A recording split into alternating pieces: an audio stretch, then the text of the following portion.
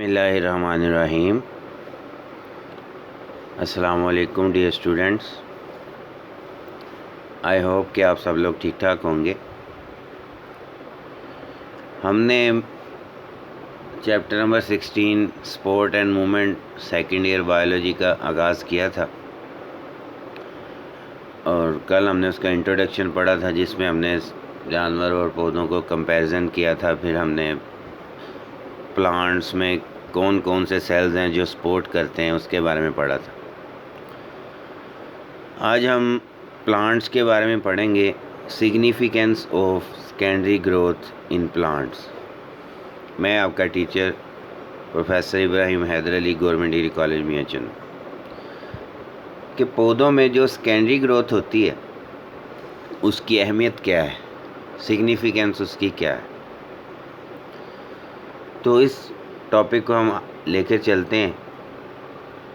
सबसे पहले तो आपको ये पता होना चाहिए कि ग्रोथ की टाइप्स कितनी है। पौधों में दो तरह की ग्रोथ होती है, एक होती है प्राइमरी ग्रोथ, एक होती है सेकेंडरी ग्रोथ। प्राइमरी ग्रोथ और सेकेंडरी ग्रोथ में डिफरेंस क्या है? जो प्राइमरी ग्रोथ है, increase in length of the plant with the passage of time, कि वक्त गुजरने के साथ साथ जो पौधा लंबाई में बड़ा हो रहा है, लंबाई में जो इजाफा है पौधे की, उसे उसकी प्राइमरी ग्रोथ कहते हैं। On the other hand, increase in width of the plant stem and root with the passage of time, जो मोटाई में इजाफा हो रहा है, जो चौड़ाई में इजाफा हो रहा है स्टेम या रूट की पौधे में with the passage of time, उसे हम कहते हैं सेकेंडरी ग्रोथ। यानी कि लंबाई में इजाफा प्राइमरी ग्रोथ, और जो पौधे की मोटाई में इजाफा, विथ में इजाफा, चौड़ाई में इजाफा, चाहे वो स्टेम की हो चाहे वो रूट की हो, उसे हम कहते हैं सेकेंडरी ग्रोथ। इसी तरह लंबाई में इजाफा, चाहे वो स्टेम की हो चाहे वो रूट की हो, उसे हम कहते हैं प्राइमरी ग्रोथ। चौड़ाई में इजाफा वो होता है सेकेंडरी ग्रोथ। अब ग्रोथ के लिए पौधे के अंदर टिश्यूज़ होते हैं, आपने मैट्रिक में 9th-10th में पढ़ा होगा, उन्हें हम कहते हैं मेरिस्टेमेटिक टिश्यूज़, मेरिस्टेम होती है। तो जो प्राइमरी ग्रोथ होती है वो it is due to apical meristem, और जो सेकेंडरी ग्रोथ होती है it is due to lateral meristem. ये दोनों में डिफरेंस क्या है, एपिकल मेरिस्टेम और लेटरल मेरिस्टेम? ऐसी मेरिस्टेम जो किसी चीज़ के सिरे पे हो, किनारे पे हो। हमने कहा लेंथ में इजाफा, स्टेम की टिप पे, स्टेम के किनारे पे जो मेरिस्टेम है उसकी वजह से स्टेम की लेंथ में इजाफा हो रहा है, उसे कहेंगे एपिकल मेरिस्टेम। इस तरह रूट की टिप पे, रूट के किनारे पे जो मेरिस्टेम होगी वो भी एपिकल मेरिस्टेम होगी, उससे रूट की लेंथ में इजाफा हो रहा है। लेकिन जो स्टेम के साइडों पे होती है, स्टेम के अंदर घेरे की सूरत में होती है, जिससे लेटरल ग्रोथ होती है, जिससे उसकी चौड़ाई में इजाफा होता है, उसे हम कहते हैं लेटरल मेरिस्टेम। प्राइमरी ग्रोथ जो है it is present in all plants.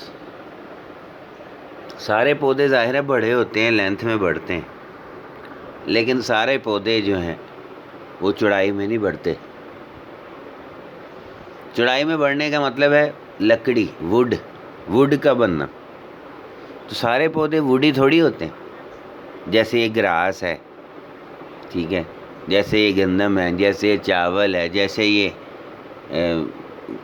गन्ना है, जैसे ये पालक है, जैसे ये गोभी है, ये ऐसे प्लांट्स हैं जो हर्बेशियस हैं। हर्बेशियस मतलब नॉन वुडी, जिनकी स्टेम में वुड नहीं होती। तो वो पौधों में मोस्टली प्राइमरी ग्रोथ ही है। बस वो लेंथ में बढ़ते हैं लेकिन उनकी स्टेम में मोटाई में इतना इजाफा नहीं होता, ठीक है। इसका मतलब उनमें सेकेंडरी ग्रोथ नहीं है। जिन पौधों में सेकेंडरी ग्रोथ नहीं होती वो नॉन वुडी होते हैं, और जो पौधे वुडी हैं आपको नज़र आते, उनमें सेकेंडरी ग्रोथ होती है। तो secondary growth present in woody plants.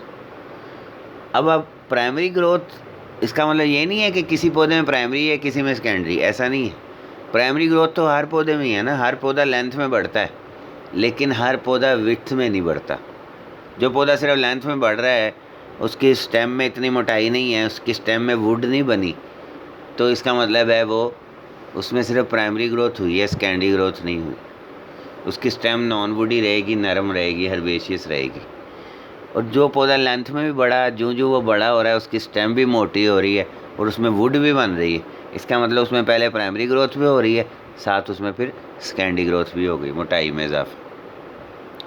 तो पहले तो आपको ये पता होना चाहिए कि टाइप्स ऑफ ग्रोथ कितनी है, प्राइमरी ग्रोथ और सेकेंडरी ग्रोथ में डिफरेंस क्या है। जो लेंथ में इजाफा होता है वो प्राइमरी ग्रोथ, और जो चौड़ाई में इजाफा होता है, मोटाई में इजाफा होता है स्टेम की या रूट की, उसे हम कहते हैं सेकेंडरी ग्रोथ। तो लेंथ में इजाफा प्राइमरी ग्रोथ और चौड़ाई में इजाफा सेकेंडरी ग्रोथ। अगर हम एक स्केच में, एक डायग्राम में देखें तो ये समझ लें ये एक हमने तराशा काटा हुआ है प्राइमरी ग्रोथ वाले प्लांट का। ये प्राइमरी ग्रोथ, ये उसकी स्टेम का या रूट का हमने तराशा काट लिया। अब देखें बेसिकली प्राइमरी ग्रोथ है, उसके नतीजे में भी वास्कुलर बंडल्स बनते हैं, जाइलम भी बनता है, फ्लोएम भी बनता है, ठीक है। ये समझ लें ये ग्रीन कलर में जाइलम व ग्रीन कलर में फ्लोएम है और रेड कलर में जाइलम है। चूँकि लेंथ में इजाफा हो रहा है, स्टेम मोटी नहीं हो रही, तो जो लेंथ में इजाफा हो रहा है वो प्राइमरी ग्रोथ है। तो प्राइमरी ग्रोथ के नतीजे में जो टिश्यूज़ बने हैं, जो जाइलम बना है उसे हम प्राइमरी जाइलम कहेंगे रेड कलर में, और जो फ्लोएम बना है उसे हम प्राइमरी फ्लोएम कहेंगे, क्योंकि वो प्राइमरी ग्रोथ के नतीजे में बने हैं। इसमें सिर्फ लेंथ में इजाफा हो रहा है, स्टेम की चौड़ाई में इजाफा नहीं हो रहा। ये जो कलर का फ़र्क किया है ना, ये आपको समझाने के लिए कि समझ लें रेड जाइलम है और ग्रीन फ्लोएम है। अदरवाइज़ ऐसा कोई कलर का डिफरेंस नहीं होता सेल्स में। हाँ, साइज़ का डिफरेंस हो सकता है, सेल चौड़े चौड़े, बड़े बड़े या छोटे छोटे, ये फ़र्क होता है जाइलम फ्लोएम में, लेकिन ऐसा कलर का फ़र्क नहीं होता। और अगर हम इसको गौर से देखें तो ये जो रेड और ग्रीन के दरमियान में ये येलो कलर की एक बारीक सी पट्टी है, ये कैम्बियम है। कैम्बियम, इसे प्रोकैम्बियम कहते हैं। ये भी एक मेरिस्टेमेटिक टिश्यू है। अब प्रोकैम्बियम की वजह से ये जाइलम और फ्लोएम बने हैं, इस प्रोकैम्बियम की वजह से। प्रोकैम्बियम अंदर की तरफ जाइलम बनाता है, बाहर की तरफ फ्लोएम बनाता है। पर ये सिर्फ उन पौधों में ऐसा होता है जिनमें प्राइमरी ग्रोथ होती है। देखें, जाइलम फ्लोएम है, फिर गैप है, फिर जाइलम फ्लोएम है, प्रोकैम्बियम है, फिर गैप है, फिर जाइलम फ्लोएम है, प्रोकैम्बियम है, फिर गैप है, जाइलम फ्लोएम, प्रोकैम्बियम, फिर गैप। तो ये गैप होता है दरमियान में, फिर जाइलम फ्लोएम। जाइलम फ्लोएम का एक मुकम्मल रिंग नहीं है, जाइलम फ्लोएम का मुकम्मल एक रिंग नहीं है, ये गैप है। जाइलम रेड कलर, फिर गैप, जाइलम, इस तरह फ्लोएम में भी मुकम्मल रिंग नहीं है। आप दरख्तों को देखते हैं, दरख्तों का तना काटते हैं तो अंदर आपको रिंग्स नज़र आते हैं। वो जो रिंग्स नज़र आते हैं वो जाइलम फ्लोएम के, जाइलम के रिंग्स होते हैं, पर वो कंटिन्यूस रिंग्स है ना। इस तरह थोड़ी है कि गैप हो फिर जाइलम, फिर गैप हो फिर जाइलम। इसका मतलब है प्राइमरी ग्रोथ वाले पौधों में रिंग्स नहीं इतने बनते, वो रिंग्स बनते हैं सेकेंडरी ग्रोथ वाले प्लांट में, इसलिए वुड भी उन्हीं में बनती है। तो अभी प्राइमरी ग्रोथ हुई है, प्राइमरी ग्रोथ में सिर्फ प्राइमरी जाइलम और प्राइमरी फ्लोएम बना है। अब फिर क्या होता है नेक्स्ट, ये जो जब सेकेंडरी ग्रोथ शुरू होनी होती है, अब एक पौधा है उसकी प्राइमरी ग्रोथ हो रही है, अब उसमें सेकेंडरी ग्रोथ भी शुरू होने लगी। तो सेकेंडरी ग्रोथ में क्या होता है, ये जो प्रोकैम्बियम थी इसके दरमियान में ये जो गैप है वो फिल हो जाता है, एक मुकम्मल रिंग ऑफ टिश्यूज़ बन जाता है, एक मुकम्मल रिंग ऑफ मेरिस्टेम बन जाता है।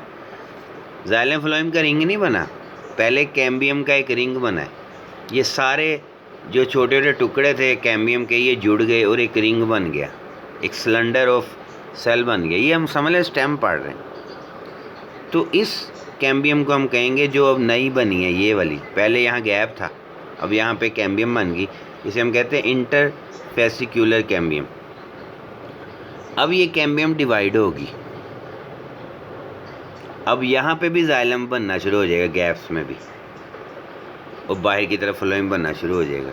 ये अगली डायग्राम में आप देखें कि पहले यहाँ गैप था, अब यहाँ पे भी जाइलम है, फ्लोएम है, यहाँ पे भी जाइलम है, फ्लोएम है, जाइलम है, फ्लोएम। अब जाइलम का एक मुकम्मल रिंग बन गया और फ्लोएम का भी एक मुकम्मल रिंग बन गया। ये किसकी वजह से बना है? ये जो मुकम्मल ये येलो कलर का दायरा था, पहले नहीं था, अब बन गया। इसे हम कहेंगे वास्कुलर कैम्बियम।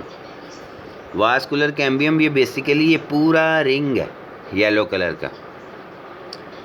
पहले कैम्बियम टुकड़ों में बनी, प्राइमरी ग्रोथ में वो सिर्फ जाइलम और फ्लोएम के दरमियान में थी। फिर जब सेकेंडरी ग्रोथ शुरू हुई, ये जो गैप्स में कैम्बियम बनी इंटरफेसिकुलर कैम्बियम। अब इंटरफेसिकुलर कैम्बियम और वो जो पहले वाली प्रो कैम्बियम थी जाइलम और फ्लोएम के दरमियान, उन्होंने मिलकर एक मुकम्मल रिंग बना लिया। उस रिंग को हम कहते हैं वास्कुलर कैम्बियम। अब वास्कुलर कैम्बियम डिवाइड करेगी, अंदर की तरफ जाइलम का रिंग बनेगा और बाहर की तरफ फ्लोएम का रिंग बनेगा। इसके अलावा और भी टिश्यू हैं। ये सबसे बाहर एपिडर्मस होती है, फिर कॉर्टेक्स होती है। ये जाइलम फ्लोएम के अंदर वाले में जो सेल्स हैं, यहाँ पेरेन्काइमा सेल्स हमने कल पढ़ा था ना, पेरेन्काइमा सेल कॉर्टेक्स में होते हैं, पित्त में होते हैं। तो ये सेंटर वाला हिस्सा पित्त। और अभी एक एक रिंग बना है। अगर हम इस हिस्से को बड़ा करें, अभी इन्होंने ना इधर एक चकोर को, यानी इतने हिस्से को बड़ा करके दिखाया कि अंदर की तरफ रेड कलर का समल है, जाइलम है, दरमियान में येलो कलर की वास्कुलर कैम्बियम है, और ये जो बाहर ग्रीन कलर का ये फ्लोएम है। पर चूँकि प्राइमरी जाइलम और प्राइमरी फ्लोएम मौजूद है, ये देखें, ये जो अंदर वाला ये वाला नोकदार था रेड, ये प्राइमरी जाइलम है और ये बाहर वाला प्राइमरी फ्लोएम है। पर अब जो ये रिंग बने हैं रेड और ग्रीन कलर, इस रिंग्स को हम, ये चूँकि वास्कुलर कैम्बियम से बने और ये सेकेंडरी ग्रोथ है, तब इनको हमने प्राइमरी जाइलम और प्राइमरी फ्लोएम कहा था। अब ये जो रिंग्स हैं इनको हम अलहदा नाम देंगे। ये जो अंदर वाला रेड रिंग है ये है प्राइमरी सेकेंडरी जाइलम, और ये बाहर वाला ग्रीन रिंग है ये सेकेंडरी फ्लोएम। अब इतने हिस्से को उन्होंने बड़ा किया, ये वाले हिस्से को, और वो आपको दिखाते हैं। तो ये समझ लें, ये है अंदर की तरफ ये रेड वाला रिंग है, उसका थोड़ा सा हिस्सा आपको दिखा रहे हैं, और ये बाहर वाला ग्रीन सेकेंडरी फ्लोएम, और ये दरमियान में येलो कलर की सेल्स की एक लेयर है, वो क्या है? Vascular cambium. अब वास्कुलर कैम्बियम डिवाइड कर रही है, देखें, डिवाइड करती ये डिवाइड कर रहे हैं सेल्स। देखें, पहले सेकेंडरी जाइलम का एक रिंग था, अब पीछे एक और रेड कलर का सेकेंडरी जाइलम बन गया। इस तरह पहले सेकेंडरी फ्लोएम का एक रिंग था, उसके पीछे एक और ग्रीन कलर का सेकेंडरी फ्लोएम बन गया। अब ये एक दफ़ा डिवाइड की, तो पहले एक दफ़ा डिवाइड की, एक रिंग रेड एक रिंग ग्रीन, दूसरी दफ़ा डिवाइड की, एक और रिंग रेड एक और रिंग ग्रीन, तीसरी दफ़ा डिवाइड करेगी आगे फर्दर, तो फिर रिंग्स अपॉन रिंग्स बनते चले जाते हैं। तो ये जो मोटाई में इजाफा हो रहा है ना, इसलिए इसे हम कह रहे हैं सेकेंडरी ग्रोथ। अगर आप डायग्राम को ही गौर से देख लें, जब रिंग नहीं थे तो स्टेम की मोटाई कम थी, अब जब ये रिंग्स बन गई हैं स्टेम थोड़ी सी मोटी होगी। अभी एक एक रिंग बना है, जूँ वक्त गुजरेगा, टाइम गुजरेगा, साल गुजरेंगे, वो रिंग्स अपॉन रिंग्स बनेंगे, तो फिर स्टेम की मोटाई में इजाफा होता जाएगा। ख़ास तौर पे ये जो अंदर की तरफ रिंग्स बन रहे हैं ना जाइलम के, सेकेंडरी जाइलम के, उनकी वजह से ज़्यादा स्टेम की मोटाई में इजाफा होता है। ये नीचे उन्होंने बताया कि डिवीजन कैसे होती है, ये आपके सिलेबस का हिस्सा तो नहीं है, लेकिन फिर भी देखें, ये जो कैम्बियम है, एक उसकी डिवीजन इस तरह होती है। ये ऊपर वाला सेल है, देखें, ये डिवाइड करके ये एक दो सेल बन गए। एक डिवीजन होती है वर्टिकल, एक डिवीजन होती है हॉरिजॉन्टल। तो जो ये वाली डिवीजन है, जिससे दो सेल इस तरह के बने, वो पेरिक्लिनल डिवीजन है, और दो सेल इस तरह के बने, ये ऐसे डिवीजन हुई, तो एंटीक्लिनल डिवीजन है। तो यानी डिवीजन होती है वो चाहे पेरिक्लिनल हो चाहे एंटीक्लिनल हो, तो उससे जाइलम के फ्लोएम के रिंग्स बनते चले आते हैं। कैम्बियम जो है उसका वो है ही एक मेरिस्टेमेटिक टिश्यू।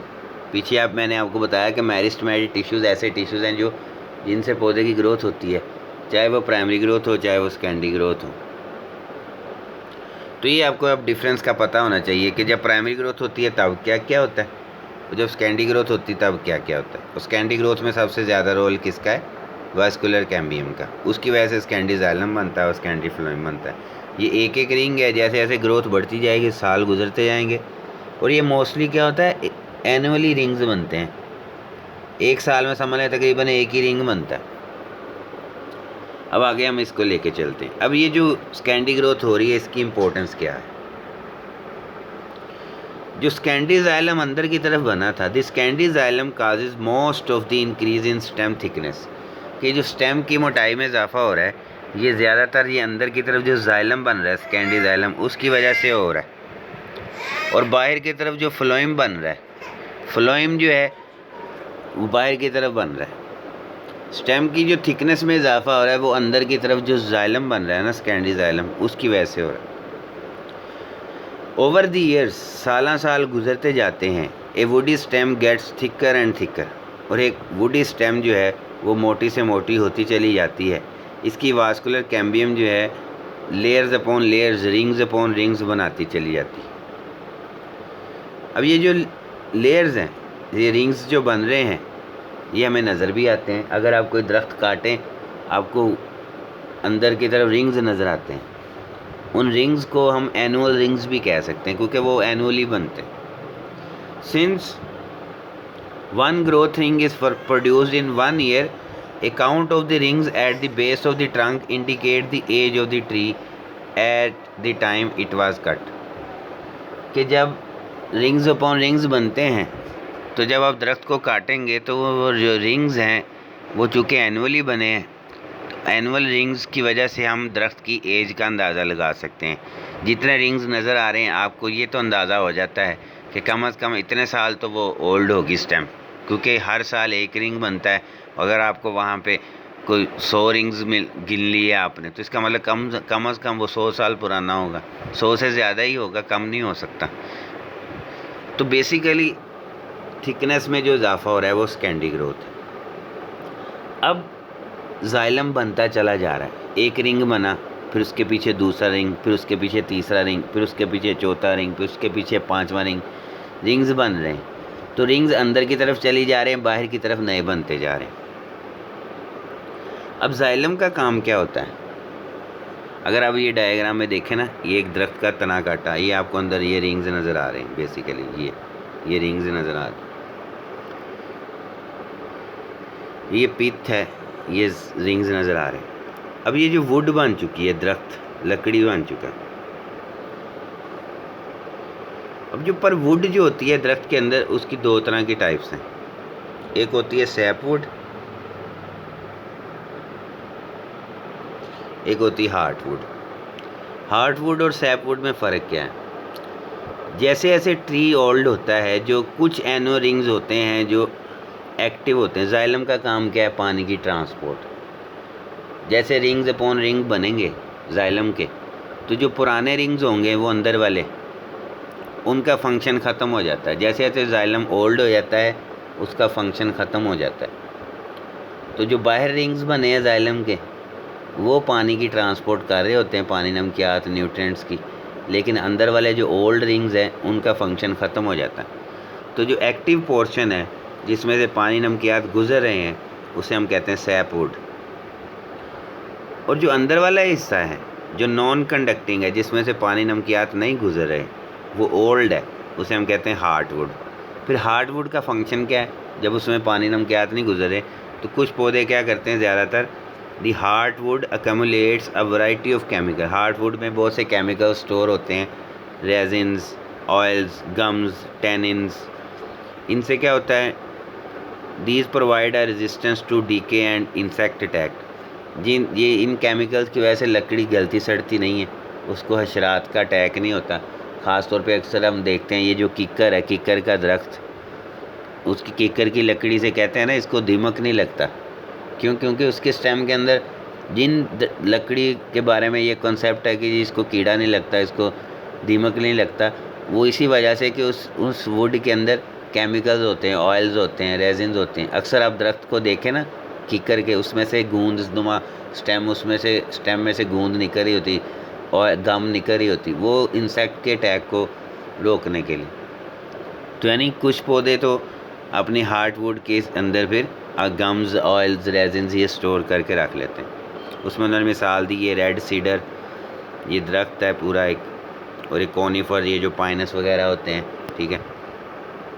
ये अगर हम दरख्त का तराशा काटें, अब आपको बस दिखाते हैं कि हार्डवुड क्या है। ये जो अंदर वाला ब्लैक पोर्शन हो चुका है, ज़रा डार्क ब्राउन हो चुका है, ये अब नॉन कंडक्टिंग है, इसका फंक्शन ख़त्म हो चुका है, ये है हार्डवुड।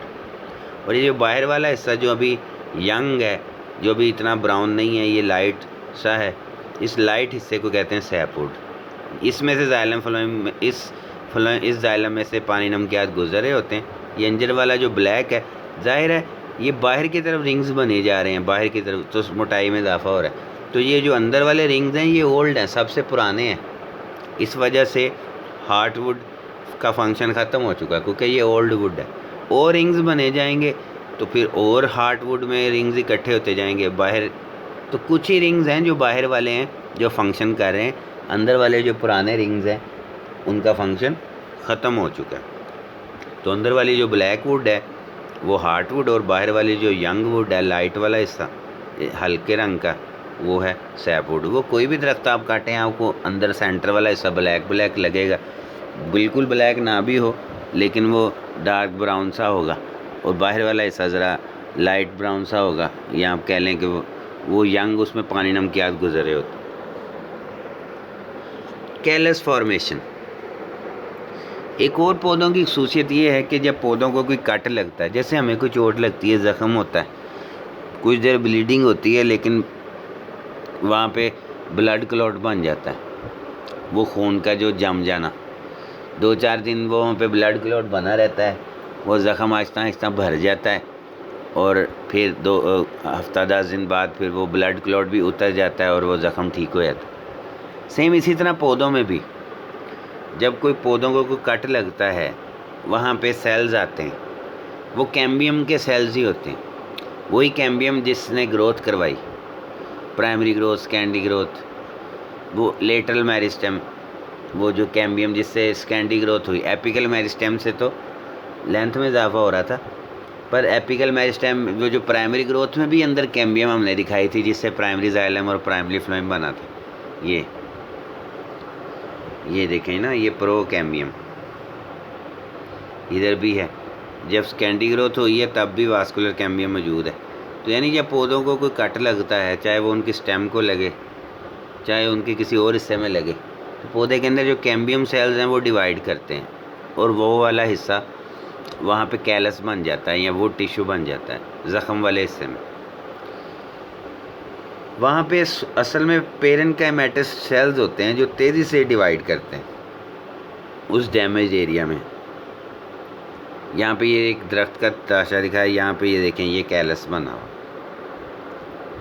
यहाँ पे कोई कट था, या समझ लें यहाँ कोई शाख थी वो उतर गई, ठीक है। अब यहाँ पे कैलस, वहाँ पे पेरेन्काइमा सेल्स माइग्रेट करके आए, उन्होंने डिवाइड कर करके इस हिस्से को फिल कर दिया। तो कैलस जो है ये भी एक इम्पोर्टेंट फंक्शन है कैम्बियम का, कि जब पौधों को कोई ज़ख़म या कट लगता है, या बाज़ औक़ात ये भी होता है ना कि जब हम वो करते हैं ग्राफ्टिंग, कलमकारी कहते हैं, एक शाख को दूसरी शाख से जोड़ रहे होते हैं, वहाँ पे भी बेसिकली दोनों शाखों को जोड़ता कौन है, दोनों शाखों के दरमियान में कैलस बन जाता है, जिसकी वजह से आहिस्ता आहिस्ता वो शाखें जुड़ जाती हैं।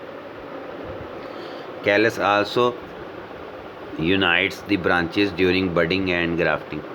बडिंग होती है या ग्राफ्टिंग होती है तो callus also unite the different branches of plants, तो हम उनको जोड़ भी सकते हैं। Would quality. अब देखें, सेकेंडरी ग्रोथ से वुड बनती है, लेकिन तमाम पौधों की जो वुड है, तमाम दरख्तों की जो वुड है, वो सेम क्वालिटी की नहीं होती,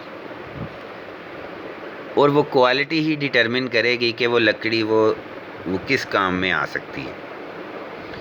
wood from different species of trees differs greatly in their suitability for specific use, के मुख्तलिफ पौधों की लकड़ी मुख्तलिफ फंक्शन में इस्तेमाल होती है। कोई लकड़ी जो है दरवाज़े बनाने में, कोई फर्नीचर बनाने में, कोई लकड़ी जलाने के काम आती है, कोई लकड़ी जो है, ये क्यों फ़र्क क्यों होता है? It is due to the difference of density का फ़र्क होता है। कोई लकड़ी ज़्यादा डेंस है, कोई लकड़ी कम डेंस है। डेंसिटी मतलब एयर स्पेसिस होते हैं, किसी लकड़ी में नरम नरम है, उसमें एयर स्पेसेस ज़्यादा हैं। जो लकड़ी ज़्यादा डेंस होगी ना वो ज़रा सख्त होगी, जो लकड़ी कम डेंस होगी वो ज़रा नरम होगी। हार्डनेस का फ़र्क है, फ्लेक्सिबिलिटी का फ़र्क है। कुछ दरख्तों की लकड़ी बहुत ही ज़्यादा फ्लेक्सिबल होती है। शॉक रेजिस्टेंस, ज़ाहिर है जो फ्लेक्सिबल होगी उसमें शॉक या झटके बर्दाश्त करने की सलाहियत भी होगी। कंप्रेशन स्ट्रेंथ, दबाव की, कुछ लकड़ी की ज़्यादा कंप्रेशन स्ट्रेंथ है कि उसके ऊपर ज़्यादा दबाव भी पड़े तो वो बर्दाश्त कर लेती। कुछ लकड़ी पे वो सख्त होने की वजह से ज़्यादा दबाव पड़े तो वो टूट जाती है। टेक्सचर का फ़र्क है, क्योंकि अंदर ज़ाहिर है दरख्त की लकड़ी के अंदर होता क्या है, जाइलम फ्लोएम। लेकिन अगर आप गहराई में देखें ना, कुछ पौधों की जाइलम फ्लोएम के रिंग्स हैं, कुछ जाइलम फ्लोएम की अरेंजमेंट मुख्तलिफ होती है।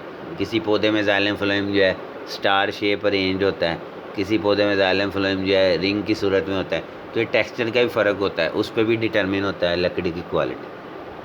अब जैसे ये डायग्राम में ये कॉर्क बने हुए हैं, ये ढक्कनुमा लकड़ी से ही बनते हैं, मुख्तलिफ बोतलों के ऊपर हम लगाते हैं या मुख्तलिफ चीज़ों को हम ढकने के लिए, बंद करने के लिए। तो ये कॉर्क ये लकड़ी से बनाए गए, पर ये एक स्पेसिफिक किस्म का दरख्त है जिसे हम कहते हैं कोरकस सुबर। ये जो जब हम इसे ओक भी कहते हैं, OAK, ओक का दरख्त, ठीक है। बेसिकली मुख्तलिफ दरख्तों की लकड़ी जो है वो मुख्तलिफ पर्पज़ में इस्तेमाल होती है। वो क्वालिटी पे डिपेंड करता है, हर पौधे की अपनी ही डेंसिटी है, लकड़ी की hardness, flexibility, shock resistance, compression strength, इन चीज़ों पे डिपेंड करता है। तो ये आज का हम इतना ही पढ़ते हैं, इतना ही टॉपिक कि वुड कैसे बनती है, उसकी अहमियत क्या है और उसके क्या क्या फंक्शंस हैं, हार्ड वुड सैप वुड में फ़र्क क्या है। तो ये स्कैंडी ग्रोथ की वजह से ही वुड बनती है। तो आज का टॉपिक एंड।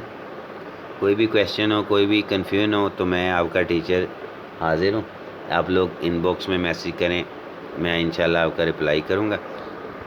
और इंशाल्लाह कल हम फिर नए टॉपिक के साथ हाज़िर होंगे। ये तो सपोर्ट वो था, पौधों में सपोर्ट कैसे होती है। नेक्स्ट हम पढ़ेंगे पौधों में मूवमेंट्स कैसे होती है। पौधे हरकत करते तो नहीं हैं, लेकिन फिर भी उनमें एक स्पेसिफिक टाइप्स ऑफ मूवमेंट्स होती हैं पौधों में भी, उनके बारे में हम पढ़ेंगे। आज के लिए सिर्फ इतना ही। कोई भी क्वेश्चन हो आप लोग मुझे पूछ सकते हैं। अल्लाह हाफ़िज़।